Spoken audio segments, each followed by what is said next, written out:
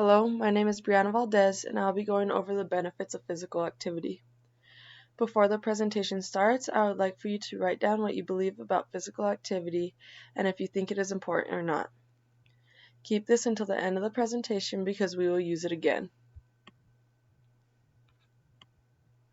After the presentation, you'll be able to understand the physical benefits of physical activity. Physical benefits will be things such as weight, diabetes, and heart problems. You'll be able to identify how physical activity plays a role in mental development. Mental development is defining fine motor skills, gross motor skills, and finding connections while joining in on physical activity.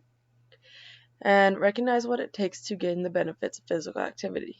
Physical activity is important, and there are ways it has to be done for it to be effective and make a difference. How to make physical activity beneficial. Knowing the level of activity to expect in the child. Children ages between 7 and 9 are more likely to be the most active age group. This information is beneficial because it goes directly to how parents and teachers should approach the way they interact with these kids and their expectations. This can also be correlated to how they are diagnosed with ADHD for this age group. Boys will be more physically active than most girls.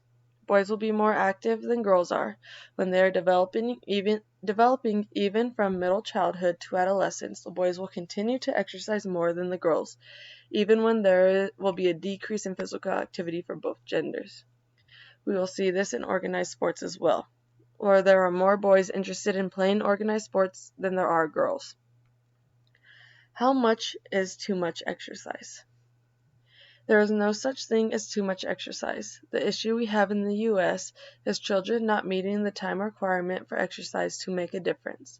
The minimum exercise that is needed is 30 minutes every day of the week, which is not being obtained by many kids. This has a lot to do with disinterest and the kids in lower incomes where they can't afford participating in organized sports. Physical benefits. Increased bone mineralization. Physical activity can increase bone mineralization, which means it makes the bones stronger. So no, milk is not the only way to make your kids' bones stronger. Meeting the required activity time will help keep their bones strong. Lower blood pressure and weight regulation. Physical activity also plays a role in keeping children's blood pressure down and help keep their weight down and regulated for a healthy lifestyle. Better cardiovascular health. While engaging in the proper amount of physical activity, it can help strengthen the child's health.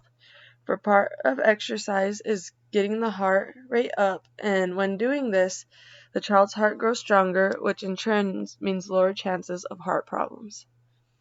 Decreased possibility of type 2 diabetes.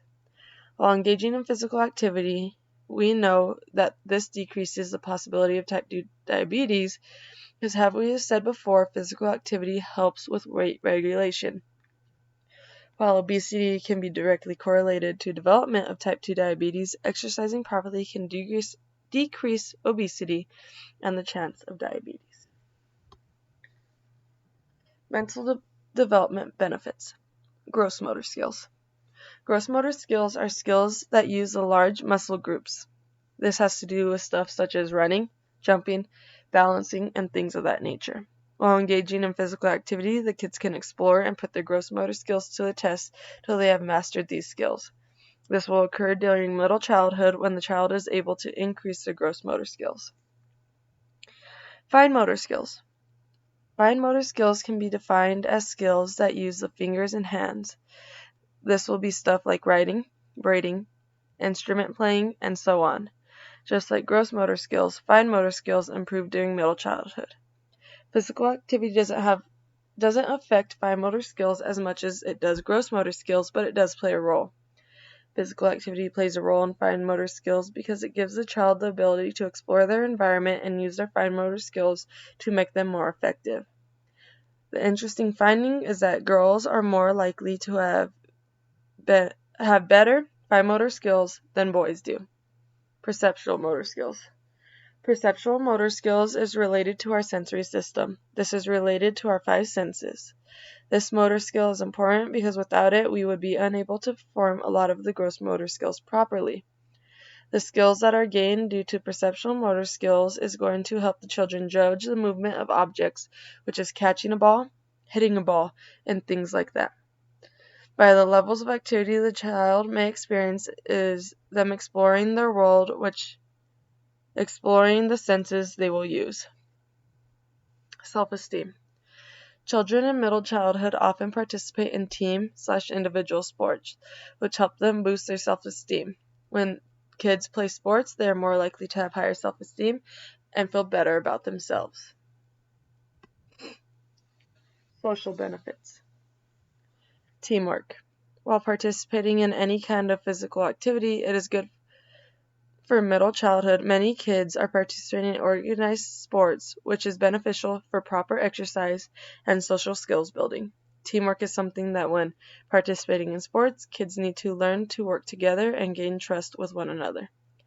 The kids see how teamwork is beneficial and can apply that to other aspects of their life.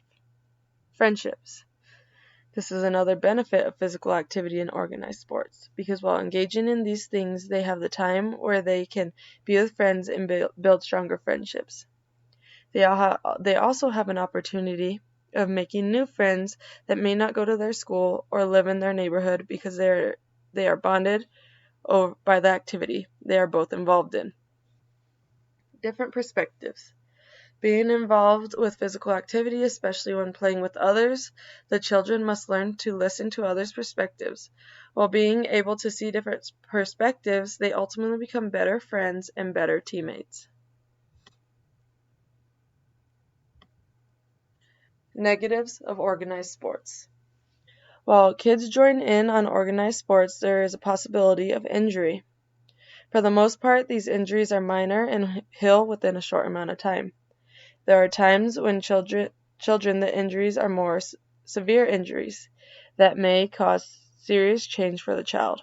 For example, when coaching an organized sport, there was a child, age 8, who fell and smacked his ankle against the goalpost.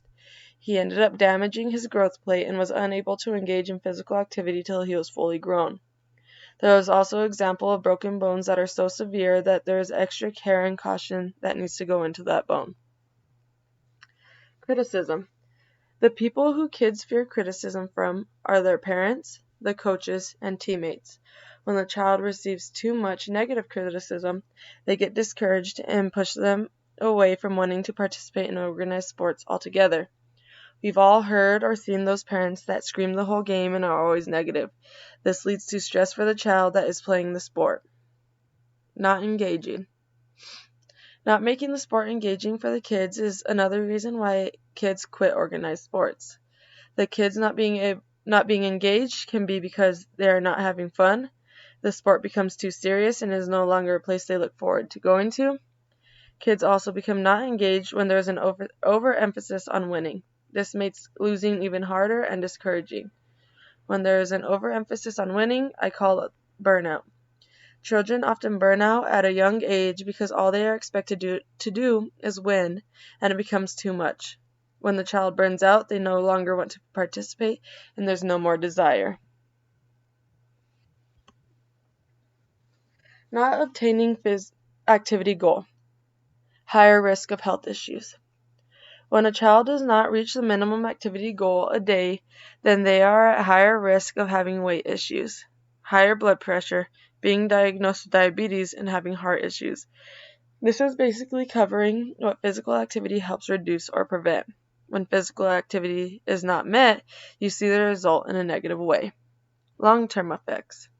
When children have the negative effects of not reaching the minimum physical activity, then these issues will follow them through adulthood. Not only is it important for the child to reach the minimum activity a day for their health as a child, but also for their health through their life. It is better for them to start making good choices at a young age to decrease the chances of health issues later in life.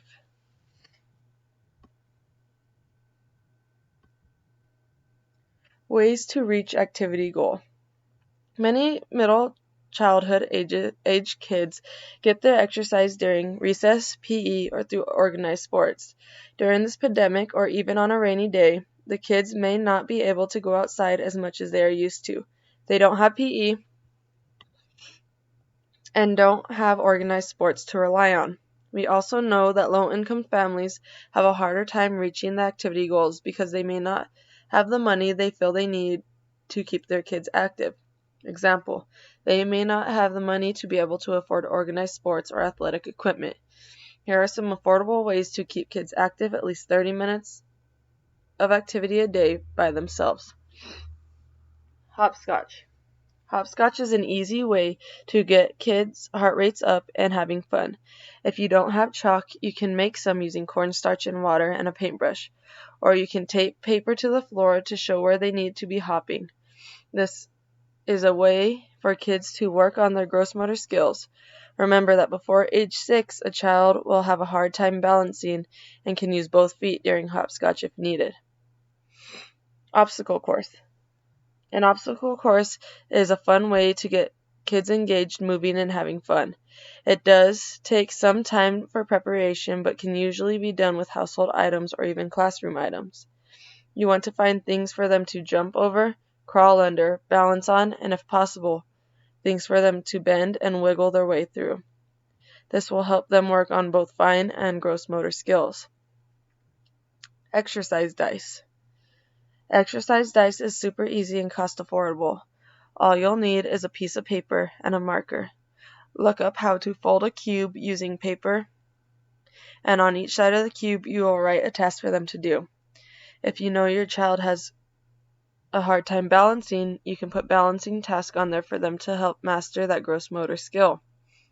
You can also put things like running in place, jumping jacks, frog hops, and so on.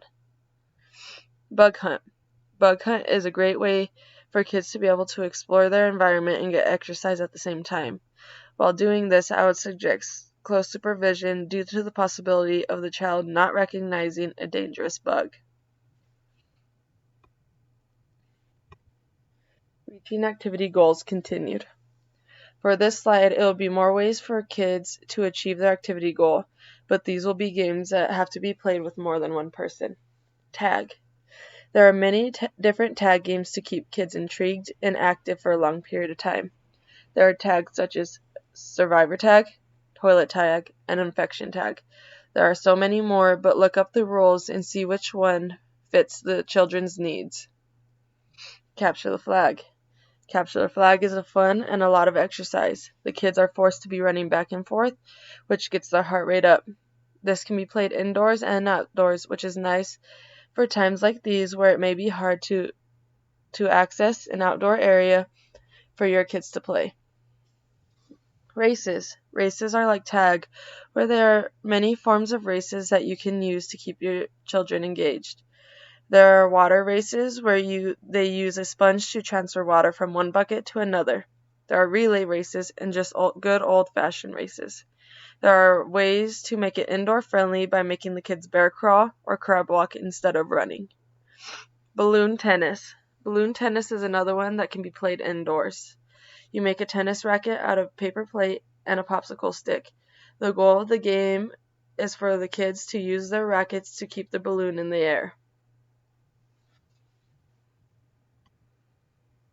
Closing. By the end of this presentation, you should see the many benefits that physical activity has on children in middle childhood. Now you have seen the presentation. Has your perspective changed on physical activity? Please compare what you think now to what you thought before the presentation. Thank you.